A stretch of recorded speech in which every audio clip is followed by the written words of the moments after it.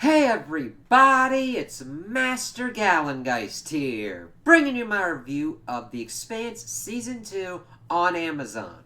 And I really enjoyed this season. It really helped tie up the story that had happened in the beginning. That's pretty much my only kind of, issue so far with the series. It's like, yeah, we kind of needed these, first 5 episodes of this season to kind of properly end out the story that we'd started previously, but it doesn't really negatively impact my view of the series. It's just more like, well, granted, I'm also going through the series after it had stopped, whereas if not stopped, but as it's continuing, so I can get it all in one kind of shot. So if it was coming out all like this, I'd be like, curses! But it would just be like, yeah, I'm mildly perturbed by it. It's not a real horrendous thing, but I'm like, okay, this is kind of crazy. So, we had ended the previous season with them getting kind of a whereabouts of a station that was collecting the data that was used from the Eros experiment. So, of course, the Rocinante gets back to Tycho Station and enlists the help of Fred Johnson to go to this station. And we get a really kind of cool point where we pretty much see where everything's kind of going on. One of the OPA factions pretty much tried to take out Abercerala, which of course gets her onto a track being like, this is kind of crazy. We don't know what's completely going on. So she enlists the help of a freelance kind of spy dude, Kochiar, which he, of course, has history with Abercerala's family because we learned throughout this season he was an intel officer, he didn't have the right intel, and it got her son killed. So he's kind of helping her out to try and make up for what happened with her son, more as to for the son's sake rather than her sake, as we see that kind of filter out. But we see that Fred Johnson doesn't take too kindly to doing those kind of weird-ass things and fucking spaces the dude that's like, ha ha ha ha ha ha ha. And he essentially did the horrendous, in a story where the villain is like, I've won. Well, Fred Johnson doesn't take too kindly to that shit and fucking spaced his ass, so yeah, it's a good moment to show that Fred Johnson is not fucking around. And that you better watch your ass, and that there's a lot of infighting within the OPA with all the different kind of factions. But Fred, after getting things kind of under control for a little bit, pretty much gets the other factions to enlist some people because they got to go and they got to stop this, what's going on with this proto-molecule. So they go and attack this station, and they're trying to figure out the best way to kind of do it, and Alex pretty much gets through the flying of it on luck, and he doesn't like that. Another kind of great thing, they made drop pods out of shipping containers to get onto the station, and I swear to God, they were FedEx ones. Granted, I don't know if it was FedEx, what it would have been changed into that far into the future, but I'm just like, that's kind of funny. As they're going through, we see that Miller has decided to go onto this expedition as well, and his pod survives because they do lose some of them. And Diogo, I think it was Diogo, the one kind of belter kid that Miller has a history with, was on there as well. So they get on the station, and we see him get hit right off the bat, and we're like, shit. But come to find out, they're just using paint pellets. And it's that's kind of weird. If you've got people that you're doing experiments on, it'd be really weird to just have paint pellets to be used against them in case of a riot or whatnot. So they get in and they're like, what the fuck's going on? We see this kind of weird apparatus as this group is doing all these different kind of calculations or whatnot. We still don't get a complete rundown of what they were doing, but we get some information as we're going through. They unhook them, and Miller is kind of the unofficial leader dude of what's going on, and then these motherfuckers go completely and utterly ballistic. They start attacking people, and of course the people that are with Miller are like, fuck, and they immediately start killing him, but they're able to save one of them, and Miller's like, God, guys, just chill the fuck out. They get in, and of course we get Holden and we get Fred Johnson in there after Alex has pretty much dealt with almost getting blown up and taking out the stealth ship that they had to deal with. And we see Dresden, and he of course gives the info dump that we need. Now granted, it is an info dump, but it's not horrendous. Info dumping can get ponderous and tiresome depending upon how it's executed. We kind of needed this information for what we're kind of going on. He's relaying how this could pretty much save the human race, that you could pretty much reconfigure yourself to deal with any kind of environment. Pretty much evolution on the fly kind of thing. It's like, okay, cool. Now granted, he goes a little bit deeper at everything, and he's just pretty much trying to say that, listen, I don't care who you are, just let me continue my work because this is important work. Now granted, those are very lofty goals and everything. It's like, yeah, but you have started vast human experiments like the Phoebe station and Eris station, and it's like, holy shit. Miller, of course, can't let this slide, and kills him. It's pretty much kind of contradicting how he kind of felt with the other guys, but he viewed this dude as the head snake and the dude that wouldn't get punished for what happened to Julie, which we will find out isn't the exact end of Julie. So we continue, and we're like, oh shit, because Fred Johnson was pretty much like, yeah, we kind of need to know the information, because here's the thing. I understand wanting to make sure that you stop the people that do these horrendous kind of things. But we're getting to an inflection point where this proto-molecule is spread enough that containment isn't going to be an option anymore. When that happens, you're going to need the people with the most expertise on the matter to tell you what you need to know and to try and help you figure out how to contain this shit. So, I definitely understand where Miller's coming from, but I'm like, motherfucker, this dude has a lot of information on this, and it would kind of needed to completely stop this shit and make sure that what happened to Julie and the others wouldn't happen again. But it's that kind of like moral ambiguity that's like, yeah, okay. And of course, Holden's like, fuck you, man. He's like, whatever. And we had also seen previously at the beginning of the season that him and Amos had it out over what happened with his friend as they were escaping Eros. And then they had a nice lasagna dinner. That was actually pretty cool. I like those kind of character moments where he then starts talking about confiscated cheese. I'm sorry I'm laughing and kind of giggling at that, but I'm talking about this kind of molecule that could lead to the evolution of the human race. And they're having a nice family dinner with lasagna and talking about confiscated cheese. It's a good, interesting balance. So, they're pretty much trying to figure out how to end this whole thing. We see that Miller goes and talks with the Space Mormons about the Nauvoo and all that, because he's got things spinning, because this isn't completely over yet. Holden's like, fuck you, man. But they're like, okay, we have to do something with Eros, because that's a giant fucking bomb of shit in there. We gotta do something with it. So their idea is to borrow the Nauvoo and pretty much use it as a battering ram to batter Eros into the sun. Now granted, they'd also need bombs to pretty much kind of get it into this correct trajectory that they would need to do that. So they come up with this whole thing. They get the Space Mormons out, which, by the way, they are pissed off about this event, but there's a whole bunch of other shit that kind of goes down, so we'll have to see how the Space Mormons kind of factor into that. I don't know, because shit gets fucking crazy. So they pretty much get their whole group together. Holden is like, alright. We also get into the effect that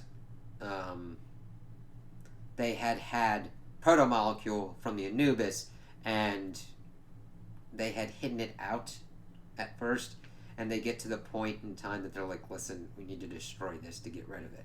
And Naomi's like, okay. Pretty much makes it looks like it gets thrown into the sun, but she keeps it on her back pocket. And this is where we start to see that she's keeping things from Holden. Now, granted, Holden has had secrets as well, but having the proto molecule sample that everybody had decided, yeah, this shit's kind of fucking freaky, man.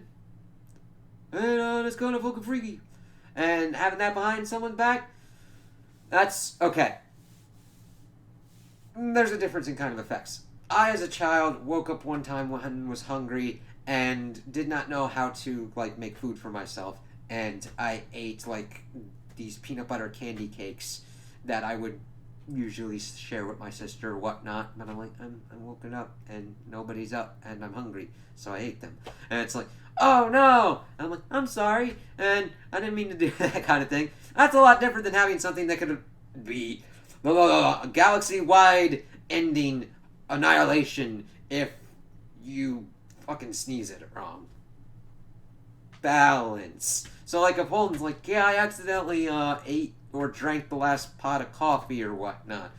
Well, I got a proto-molecule for that. Ah! No, granted, we have not seen that like Naomi is that fucking insane.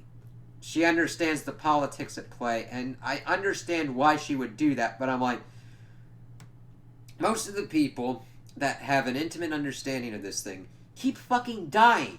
Either by its root or by the people that find it, because it's like, you fucking did some shit. So, it's like having this dangerous kind of thing that you have no control over. And granted, you could see that it's spreading throughout the system and doing strange and weird things. But you have to... You have to have the right minds. You gotta be careful about that shit. So, they decide to do this operation. Miller and his new Belter buddy, worked out pretty well, are on the team to start placing bombs. They're pretty much shooting the shit and everything. They're getting on Eros, getting it ready for everything to make sure that it works out correctly. And we see that the Rocinante is pretty much running cover support ops, but they find that, oh look, humanitarian doctor people have gotten onto there and we're trying to help out. And Holden's like, don't do that, go away. It's like, no, we're gonna tell everybody about this. Please don't. Because one of their people had already gone in, gotten infected, and was like fucking dead. As Miller's like, that ain't good. And like, fuck, fine. And they try to escape, and Holden's like, do it. Kill him. And you can see that it pains Holden. As we go throughout this season, he does more and more things that are morally questionable, but he always has kind of his family to kind of like pull him back that he's got on the Rocinante. And I really like that. It's really like Cowboy Bebop, Firefly kind of thing. These people are put in the weirdest goddamn situations, but they get through it because of sticking together, and sometimes a little dash of good luck sometimes, and sometimes good planning. But, had to do that. But, incidentally enough, because all actions have consequences and ramifications no matter what occurs, the debris from that fucks up one of the nukes, well, the bomb charges that Miller's got, so he's got to continuously keep pressure on it to make sure it doesn't blow up. It's like, yeah, I'm gonna stuck here. It's like, fuck, damn. And of course, it's about the time that the Navu's pretty much trying to get there, and the Navu misses. It's like, how did it do that? I think Eros moved by itself. Like, the fuck? And we find out that it starts moving on its own. And it starts moving towards Earth. And this starts getting along shit. Fuck. Damn. Ah! Everybody's starting to freak out. It's like, that thing is moving on its own. Earth's like, a thing's coming at me. I don't fucking like it. Well, of course, Abasarala is having to deal with all this stuff that's like, oh yeah, we needed to go, because while all this is going on, the UN and Mars are trying to get to Phoebe Station to figure out what was going on with that. And, of course, the UN's trying to get there first. Abasarala's like, Aaron, what the fuck's going on with this? What's going on with Jules Pierre Mao? What was going on that station? And, of course, they're trying to race, and we see that Mars, it looks like, is trying to open fire on the UN one, and, of course, Abasarala's able to kind of dance the line, be like, don't fucking fire on them. They're saber rattling. They were, and they blew up Phoebe Station. So, the UN decided in retaliation to blow up Deimos, the moon. Uh, and, of course, that just keeps kind of rising tensions up because 17 Martians were then killed. While this is going on, there's a lot of shit going on. We also get introduced to this Martian sergeant, Bobby Draper. I did not like her in the beginning of this season. Not that she's not a good character, but she's like, yeah, we're Martians. We're gonna beat the fucking shit out of Earth. Yeah. And it's just like, you... Even when I was younger, I never got that kind of gung-ho attitude towards war. I'm like, it should be avoided at all costs. Which is interesting because most of our superiors are like, we have to avoid any kind of war with Earth. We're not ready for it. It screwed us over big time. And a big thing about the Martians is it's going to take like 100 years to get to the complete terraforming. And we see some old timers are like, you guys don't even want to. You've lived all of your lives under the domes. You're really fine with it, and you're like soft and weak because of that. It's like soft and weak because you can fucking actually walk around and breathe under a goddamn dome. And granted, we haven't gotten into Martian's complete culture under the domes, so we don't know exactly what it's all like under there. But she's like getting her gang all up and everything. And interestingly enough, we have an ex-Earther in that squad. Of course, he gets shit on kind of mercilessly, and we get some tensions out on that, but she's like, yeah, let's fucking do this, because they were sent to go to the Phoebe station, and they're pissed off with the whole Demo situation, and it's like, oh, Jesus. And then you get into the fact that a fucking space station is moving of its own volition to target Earth, and of course, the UN is like, that looks like a Martian weapon that's coming at us. This is kind of freaking me out. Where the one admiral dude's like, I ain't fucking doing this, and the other dude pops up and is like, this is probably a Martian weapon. It's like, okay. Well, now granted, we as the audience know more things, but it is not a stupid assumption to make given the information that they've got. Weird fucking shit is going on around the system at a breakneck pace. They need to understand what's going on. This is only in like the first kind of half. So they're dealing with that and they're trying to figure out what's going on, so they're deciding to launch pretty much a nuclear strike at the thing. With a good amount of nukes. However, out of bumfuck nowhere, Arrows can somehow cloak itself from radar. It's like, what the fuck is going on with this shit? So, their plan is pretty much to have the Rocinante push itself to like the limit to pretty much target paint this thing, while Miller has decided to go in with his bomb to take it into the center to blow up the seed crystal portion of the proto-molecule. Thing is, it gets to the point where Holden would pretty much have to kill his crew, and he tells them to back off, and they pretty much say good luck to Miller. Miller goes in, and we see that the seed crystal is actually Julie Mao. She is alive, but kind of like weirdly not floating.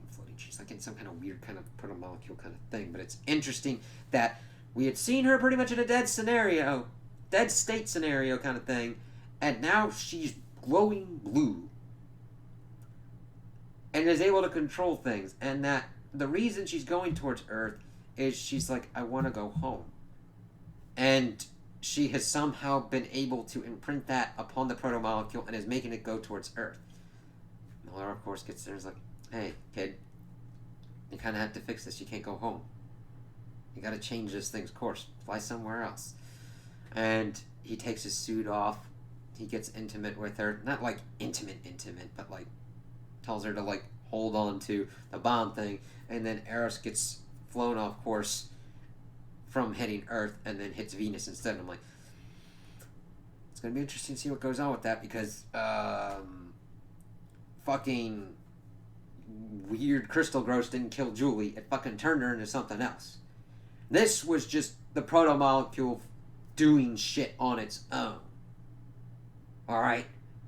So we don't even know what its, like, directives are. So it's like, fuck. I'd keep an eye on that thing.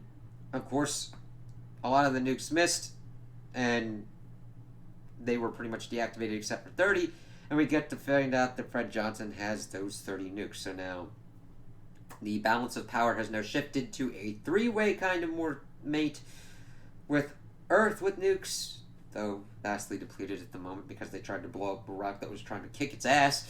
Mars with its nukes, and now the Belt with its nukes. And, of course, Holden's like, oh, God. This is, of course, where Dawes comes into effect. Be like, let's go negotiate with Earth. Because we got the nukes and shit, man. Weird. And, of course, we see him. He's just a master manipulator.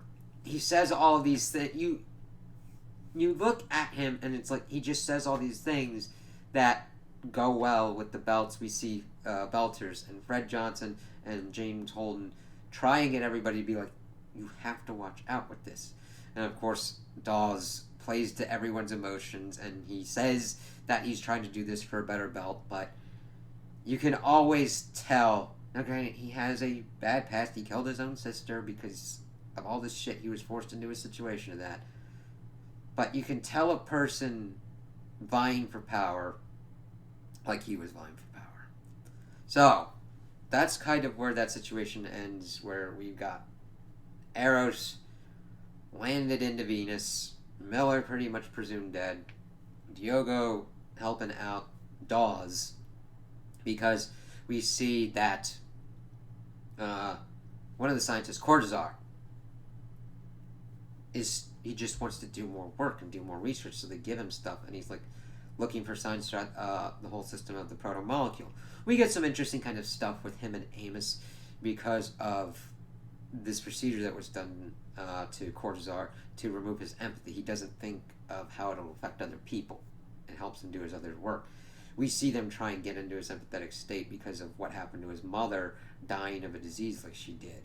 And Amos just like, can it be reversed? Because Amos exhibits kind of similar symptoms of how he's trying to figure out things. And I really start liking more of Amos's character throughout. I'm starting to like a lot of the characters. Granted, the one that I empathize with the most is like Holden trying to do the best in bad situations. And I like Alex with all this stuff going on, and I like Naomi. I like a lot of these characters, just seeing them do all this, but it's really kind of cool that they bounce around seeing all this stuff kind of going down. So, we get the whole Arrow situation kind of wrapped up in the first 5 episodes. Then we go on, and it starts to change for all these other things. Remember Bobby? Still kind of warpath. We now get into a scenario with the station, Ganymede. This is like the breadbasket. This is a farm that is doing food for the whole system. Mars, UN, Belters, everyone. And it is under the control of the UN and Mars at the same time. So they're kind of like walking back and forth. Tensions, of course, going a little bit crazy. Trying to figure out what's kind of going on with all this shit. And a little bit before that going on, that's the kind of setup for where we get thrown in through the rest of the season. Naomi does deal with some stuff with the nukes as well, because they factor into pretty much an OPA insurrection against Fred Johnson. So, Ganymede, we see that Bobby and her squad are pretty much going along the line that separates the sides, and then suddenly shit starts going weird. They see the UN Marines are coming towards their line. They're firing, but not firing directly at them, at least that we see. We see that the comms are jammed. Bobby gets her people to form up a line, and then they see something like they're firing, like the UN guys are firing behind them. And then we look up and we see that the UN and the Martian forces are firing at each other. One of the giant mirrors that helps, I'm assuming it's a giant mirror that is kind of directing sunlight for all the agricultural growth that they would be doing, something to that effect. But a giant mirror is in orbit and it crashes down, and Bobby is screwed up. Her whole squad's gone, and she sees this blue person with no vac suit on. Proto-molecule. So, that is, of course, it is proto-molecule, because we learned that Cortazar heard a proto-molecule kind of shout, kind of, if you will, through the system, because of what he's able to kind of do with all the information that he's doing. And they're like, we're going to have to kind of deal with that. Before they, of course, go and deal with that, Holden was going to essentially pull a Miller kind of approach to take out Cortazar, but he see that he was taken, and that Dawes is the one behind it. They kind of get shaken down by the Diogo kid, and Dawes is pretty much trying to get control of the proto-molecule. we also see that like another group is like fed up with Fred Johnson and tried to take him out and use the nukes against Earth and Mars. But thanks to the Rocinante, they were able to get that done. And of course, Fred Johnson's second in command is like, fuck that noise, takes those people out after she got brought back up because they shot her ass, and she's like, fuck you people. Though it's a little bit more complicated than fuck you people. I understand why she did it, because they were tactical liabilities within the OPA, because they had already done an attempted coup against Fred Johnson on the station. We, of course, then get character interaction between Naomi and Holden, because Holden's like, I was going down there to kill him. She's like, that is not the Holden I know. Alright? So, they know that Ganymede's going down, so they're going to go out and investigate it. Fred Johnson's like, you're not going to be welcome back here, you dumbasses. And he's like, well, that's only if you're in charge, dumbass. And I'm like, now granted, I'm taking a little liberties there, but because the dialogue's fucking on point with this shit. But, of course, we're seeing these characters being like, listen, you've gotten a lot of free shit from us, so screw you. And he's like, well, that's if you're still in charge here, because it is shown that your grasp on the OPA is weakened, and Dawes is pretty much trying to pony that chip up. We then get a little bit of a new character, Dr. Prax, and he was a botanist that was working on Ganymede. We see him on a refugee ship as one of his colleagues, Doris, is like, I tried to get you out because he fell on. And like, when the mirror fell, he got like knocked out. And he's like, what about my daughter? And it fell on the clinic portion because she was evidently sick with some kind of like genetic disease, and she was at the pediatrician's that day. And he's of course freaked out, and I felt for him. I'm like, god damn. Granted, even though it hits the kind of usual emotional cues that you're trying to do to empathize with someone, it worked very well. It didn't feel like I was being emotionally manipulated. In this kind of situation, horrible things have happened to this dude, and you're like, god damn, man. So, they're pretty much on a refugee ship, and they're saying that they got the inners, and they're going to take the inners back. And he's like, I'll go with her to Mars. He's like, no, man. And I knew it was going to happen, but it didn't make it any suck less as Doris and the rest of the inner refugees from Ganymede are spaced out, as the dude's like, yeah, belters for the belt. Screw that noise. And I'm like, fuck you, man. So Prax has now pretty much been told that his daughter is dead. He has lost one of his colleagues, and he is just not doing well. He gets on the Tycho station. Well, this lines up to when the Rocinante wants to go to Ganymede as well. They know about the shop. They just need somebody with more things going on with it, because they have started to link, okay, protomolecule, protogen, Dr. Strickland, somebody is dealing with this thing, we need to go find them. Of course, Prax gets on. He tries to report the crime that has occurred, but it's like, do you know anything else? It's like, then I can't do shit. Because he didn't know what the ship was, he didn't know who was in charge. And it sucks because he's trying to do the right thing. I was just like, damn it. So he's dejected and everything. Of course, they're able to find out the refugees that are survived and got on the Tycho station. They're asking him questions like what he's kind of a doctor. He's like, I'm a botanist, soybean. And his daughter is like, okay. They pretty much go through, and they're able to figure out that his daughter and Dr. Strickland had left an hour before the mirrors fell. So they're like, alright, dude, come with us. We'll try and find your daughter, find Dr. Strickland, and find what's going on with this shit. Whew. That's one big main thrust. Holy fucking shit. Man, they pack a lot of cool ass shit in this. So they go off to there. This will be a good place to transition. So, there are peace talks try to go on for everything that is going on with like Eris, all that stuff. Avasarala is putting the screws to Jules Pierre Mao. Pretty much trying to force him into a position to fucking own up to this shit and they actually get at him. Aaron Wright is on shaky ground and pretty much freaking out. Well, not freaking out. He doesn't freak out until pretty much towards the end. And even then it's kind of a controlled freak out and trying to retain his position and everything.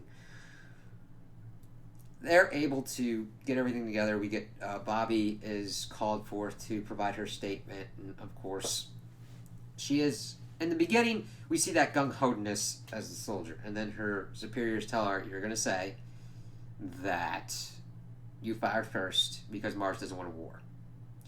And I'm like, yep, now you got to see the whole propaganda side. They're saying, oh yeah, we're going to go fight on Earth and everything. We're going to win and all that shit.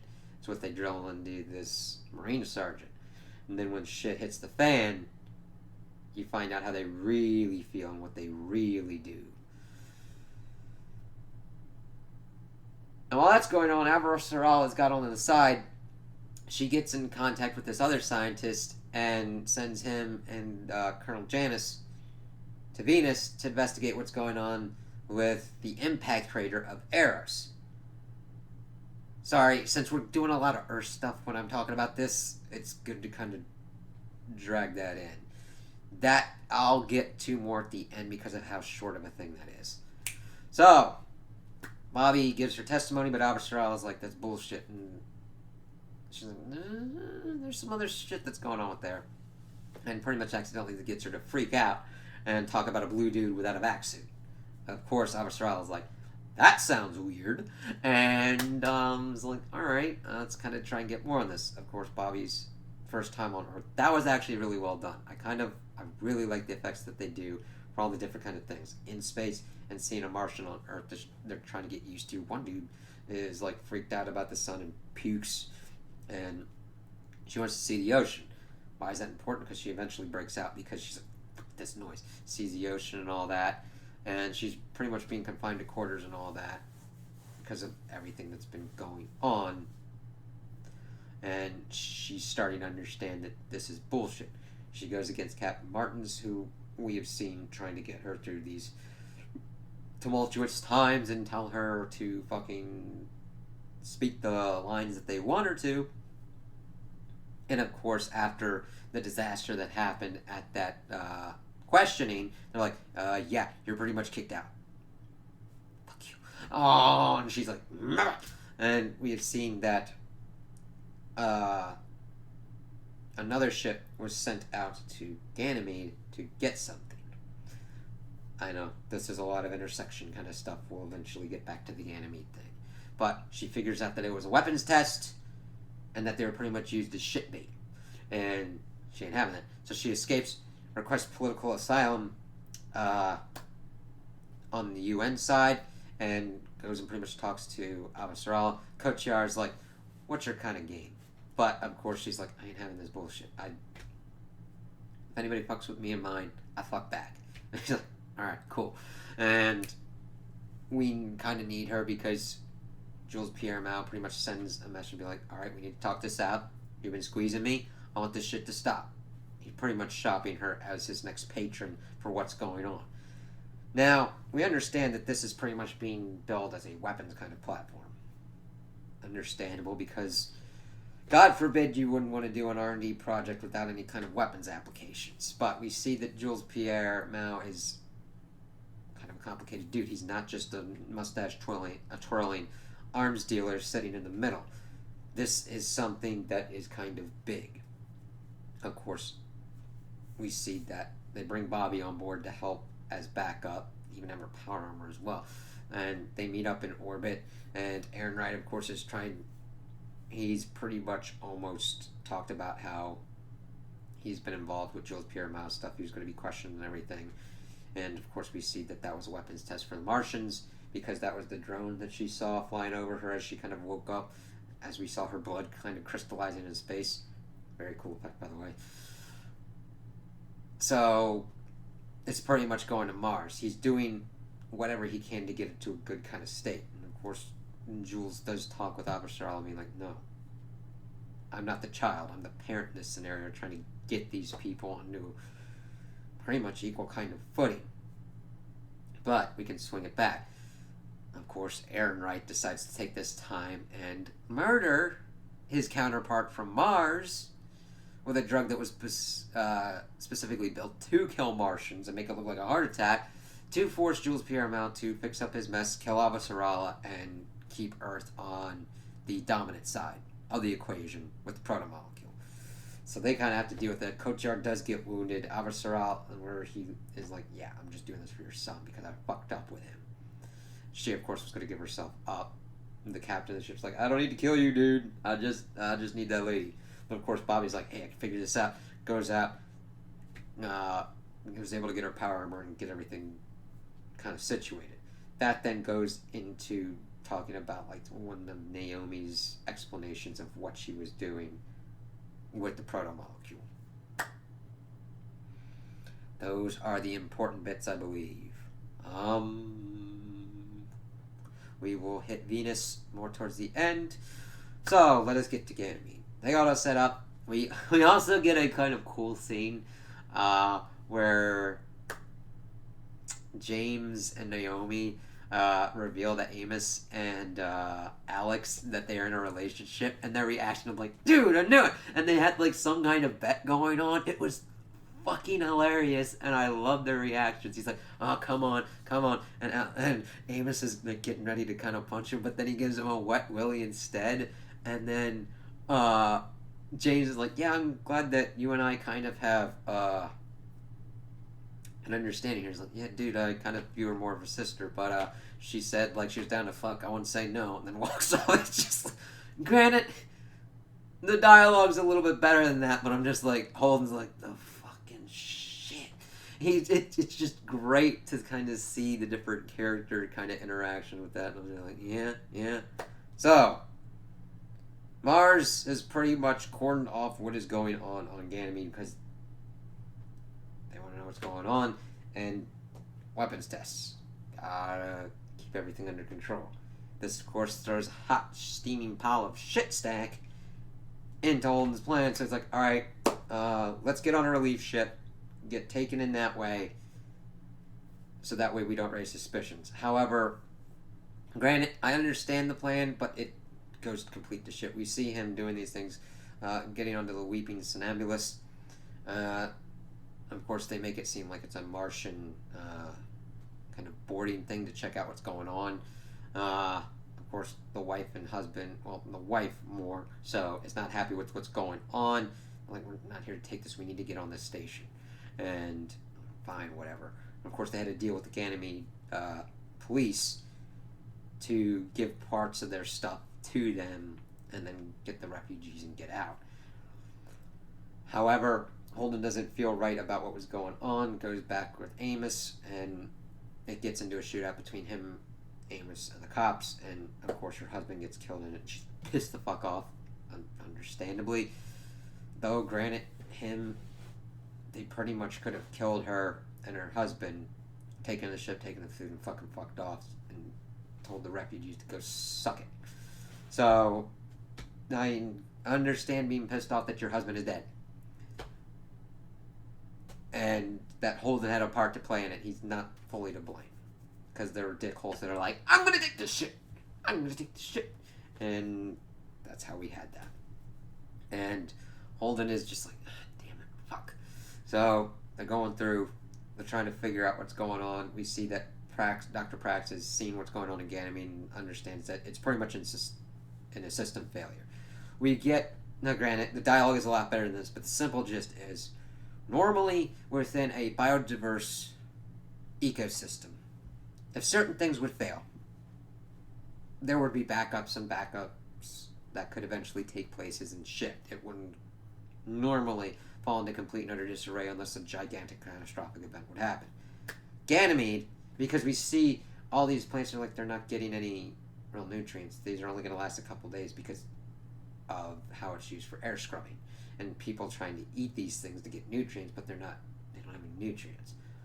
Since it's not a complex system to begin with, it's got to be kind of simple to be maintained in such a way to make sure that it can work. That it's pretty much just going to take down, so like, shit, we got to fucking do what we got to do. This place is dead. So they're able to gather some information. We see that Prax's daughter, May, is not the only one that is in this kind of realm of being missing and whatnot, so they go to this one info broker to try and get some information, and evidently he deals in canned chicken. And he's like being all swaggery and everything, and Amos is like, fuck that noise, and starts beating his head in with a can. And James holds Naomi back, and it's like, damn, Prax is the one that stops him. Like, he can't tell you anything if he's dead. And he's really freaked out about like how homicidal Amos is, and I'm like, Yeah, he does kill a lot of people, but he wasn't like going in and killing. Now, granted, if you know anything about trying to get people to do things, head injuries are not the best kind of bet because it's where the injury happens and it's where your thinking happens. Not that I'm like a fucking torturer or anything. It's just like if you want him to think straight and understand what he's doing, you don't beat his fucking head in. And of course, Holden's trying to justify this to me. I mean, like I'd stop him before it got too far. It's like, yeah, well, the thing is, there are other ways to kind of go with this. Now, granted, it is a time-sensitive matter. That place is dying, and they got a kid to find. So they're able to find out where Strickland and May went. They were in the kind of older part of Ganymede, so I decided to go off and do that. They're going through, and we're getting kind of flashbacks as well of May and Dr. Strickland, and it's really kind of interesting because Dr. Strickland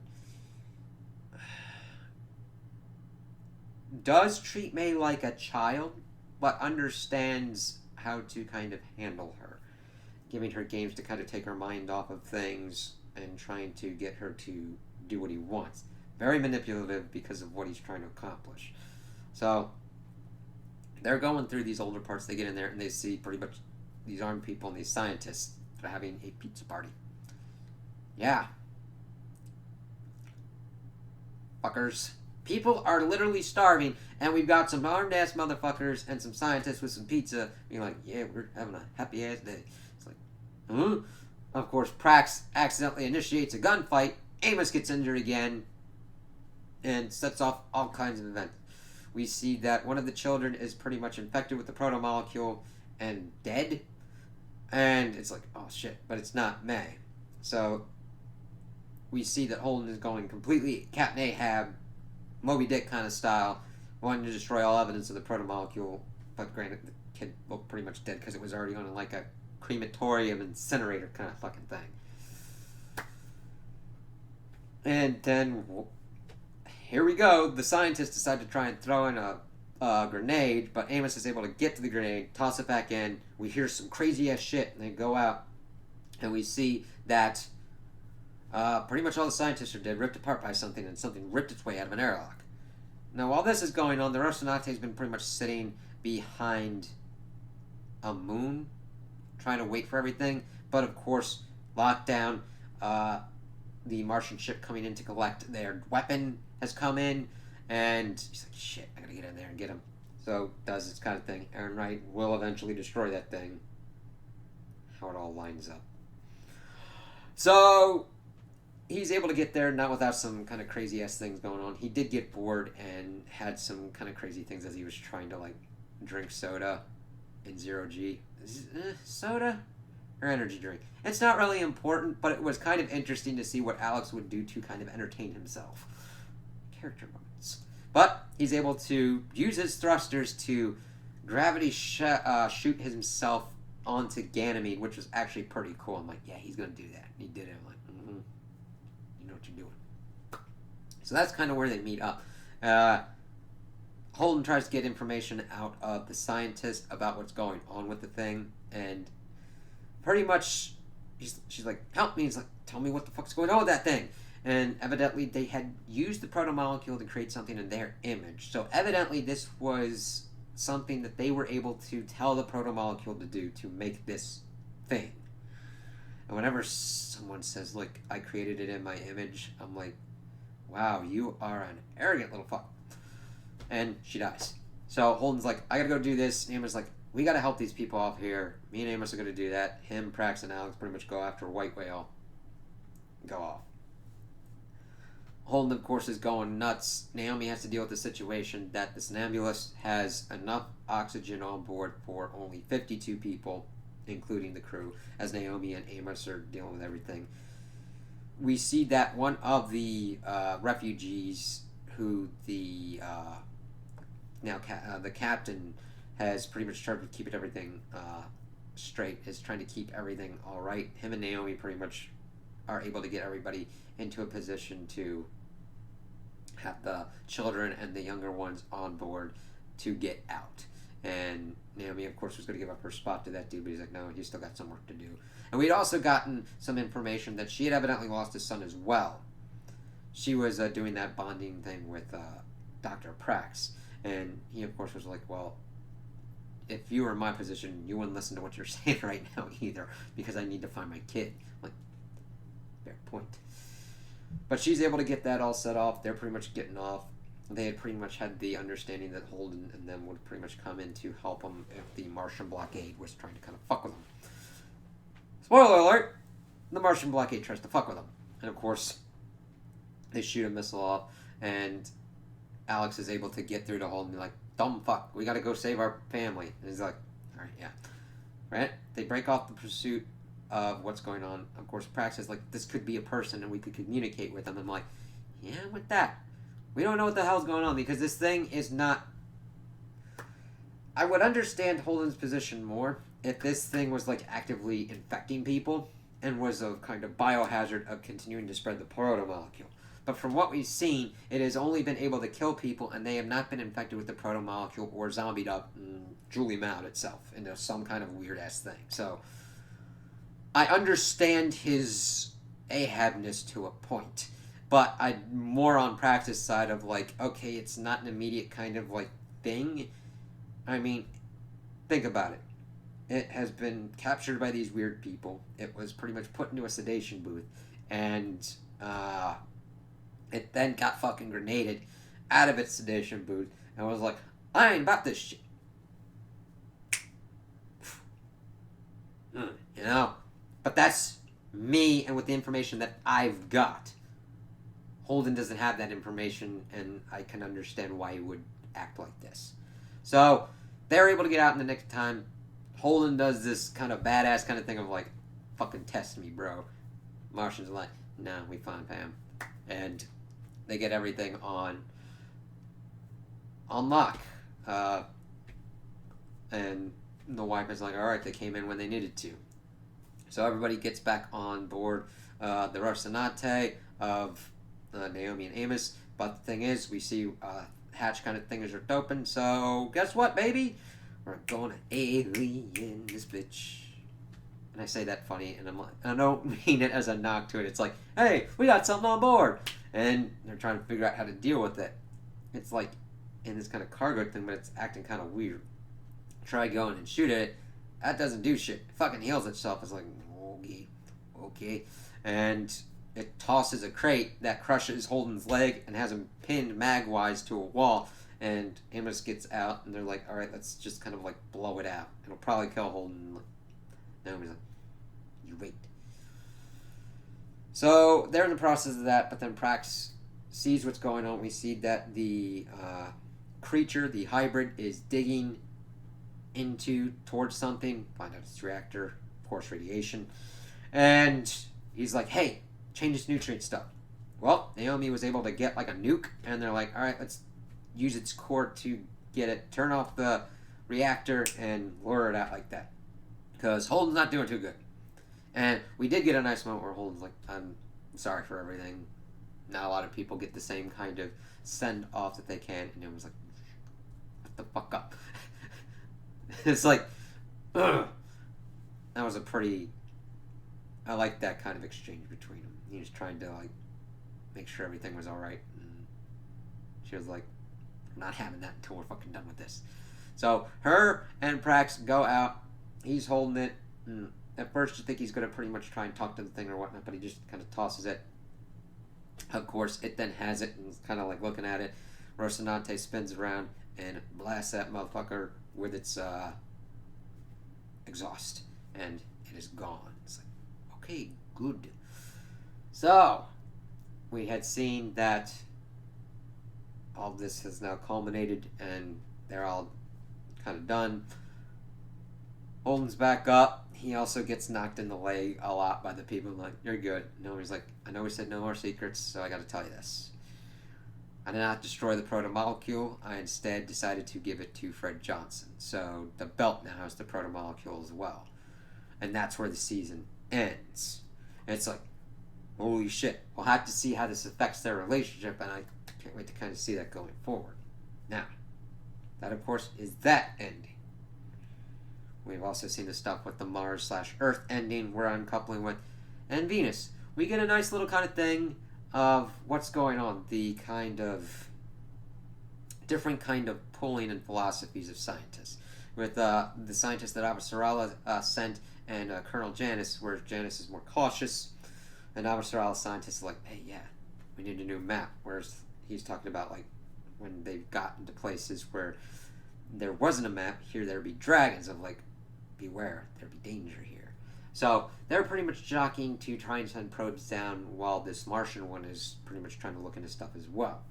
However, the Martian one drops down first, and then they're unable to see what's going on with it. They are able to drop down a probe, and they see a protomolecule structure doing something. It's like, we need a better look at it. They drop their stuff down.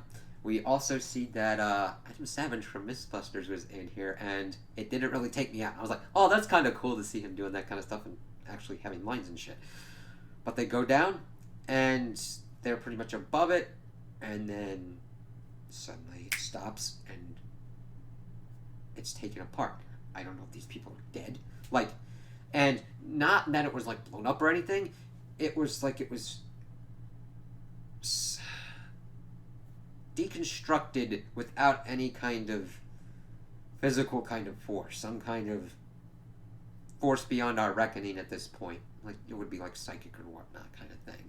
But I'm kind of talking like with the proto-molecule doing what it's doing. It blasted apart kind of like a model, but without the explosive physical force, as we see the people just kind of floating and everything. You're like, what the fuck's going on? Looking at everything. And we'll kind of have to see what goes on with that. I mean, granted, Julie should have been dead, and fucking Miller had a bomb, so I don't know if that kind of like did some shit to some, but we'll have to see kind of what goes on if these people survive. Oh yeah, there's also another ending part. Oh, Jesus, there's a lot of endings on here, but it's okay. I'm like, alright, cool. So that's the Venus portion. We also see that Dr. Strickland has put May to sleep and has her in all these kind of rows, and I think was humming like Ring Around the Rosie, Pocket Full of Posy, finishing in it like Ashes, Ashes, We All Fall Down. I'm like, that's creepy and oddly fitting with what's going on. So I'm like, okay. I'm really interested in what was going on with Avasarala and Kochar and their whole games with trying to wrangle Aaron Wright, and Aaron Wright being like, eat me, all y'all, trying to retain his position and everything at pretty much, he wasn't at all costs yet, but he's getting to that point. Seeing how Mars dealt with a scenario where open warfare would be unleashed was interesting, and seeing Bobby's disillusion with that, and how we've got a new, we see, it's funny how we see these lines of like Earthers versus Martians and versus Belters and all that. We see all these groups coming together. We see Holden and Alex and Naomi working together like that. We see Avasarala and Bobby working together against the whole thing that's going on with Jules Pierre Meow and Aaron Wright. And then what the hell's going on with everything in the belt, because we do see Fred Johnson getting the proto-molecule from the missile, and it's like, that is really going to cement his stuff, because Dawes doesn't even have that. He was trying to use Cortazar to get that shit. It's like, yeah, you just tried to like do a little kind of insurrection against him. We're gonna have to see how that kind of works out for you, buddy. So there was a lot of crazy shit. I can't wait to see kind of where this goes in the next couple seasons. I think that this was a better kind of ending point with what occurred in season 1. So I'm like, yes, this feels like a more kind of natural conclusion to all of these stories that we had gotten after episode 5. So I'm just excited. I'm like, I love these characters. I can't wait to see what's going on. This proto-molecule is definitely doing weird kind of stuff. We need to know what it does, when it was sent here originally, if it was blank slated or if it had a specific design. Julie Mao kind of changes that up with what's going on with On Venus. What the scientists were able to accomplish in trying to, what they even say, make it into their own image, if it even does that. Who knows? This, if it was sent by an advanced race, it could have a thing of be like, let them do a little bit of something, but put some weird ass shit in. I mean, they tried to have like a failsafe. The fucking creature was able to dig it out and throw it out. Didn't fuck with it at all. It's like, so there's a lot of crazy shit. I can't wait to see the answers and see all the different kind of things. It's like, yes, let's see how this goes. So those are my opinions on this season. Tell me what you guys think in the comments below. If you liked it, if you didn't like it, if you agree with me, if you disagree with me. Also like and subscribe, and I hope you have a good day.